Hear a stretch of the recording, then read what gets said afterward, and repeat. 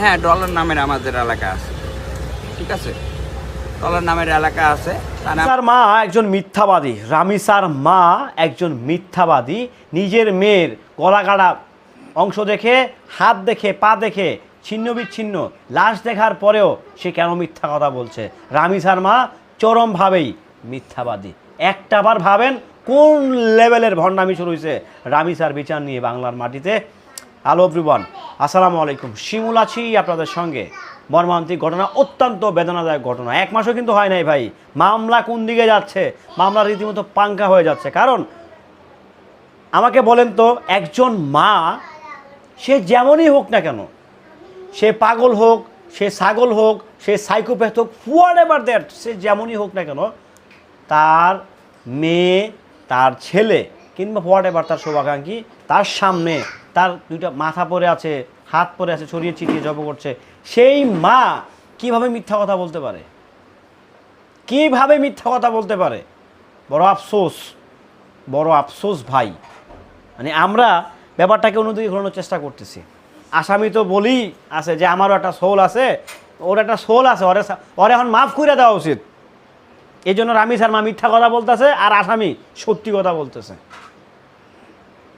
চিন্তা করেন একটাবার, ভাবেন একটাবার ভাবেন, ওর বলে একটা সোল আছে, ওরে কি করতে মনটা চায়? ওরে আমি মাননীয় বিজ্ঞ আদালতের কাছে আমি হাত জোর করে বলছি, এর লটকান, এর সোল থাকুক আর চাই থাকুক, এর লটকান।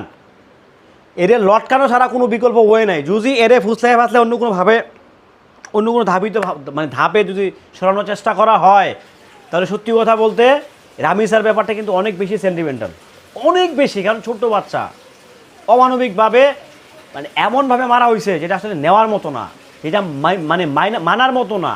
সো যে কোনো ওয়েতে, যেহেতু মাননীয় প্রধানমন্ত্রী জনাব তারেক রহমান বলেছে এই কুলাঙ্গারটার সর্বোচ্চ সাজা, মৃত্যুদণ্ড নিশ্চিত করা হবে, আমার যেটা মনে হয় সেই সাজাটাই নিশ্চিত করা হবে। সুতরাং সে নির্দোষ, সে তার ভুল স্বীকার করে, তার সোলের জন্য ভুল স্বীকার করুক, আর যেটাই স্বীকার করুক ভাই, সে অপরাধী।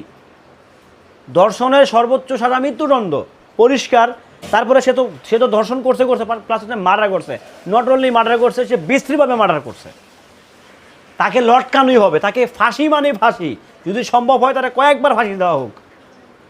ফাঁসি মানে ফাঁসি, তার যেটাই থাকুক না, তার হচ্ছে 10-12টা ছেলে মেয়ে থাকুক, তার যেটা মনে সেটাতে থাকুক, সে একমাত্র ফ্যামিলির উপার্জনকারী, ডাজন্ট ম্যাটার, তাকে লটকান, তাকে ঝুলাইতে হবে। মোট কথা ফাঁসির মঞ্চে তাকে দাঁড় করাইতে হবে। এত নাটক করে লাভ নেই তো, এত নাটক ফুটক বাদ। ভালো থাকবেন, সুস্থ থাকবেন। আমি ব্যক্তিগত শিমুল, আমি রামিসা হত্যার প্রপার বিচারটা চাই। ভালো থাকবেন, আল্লাহ হাফেজ।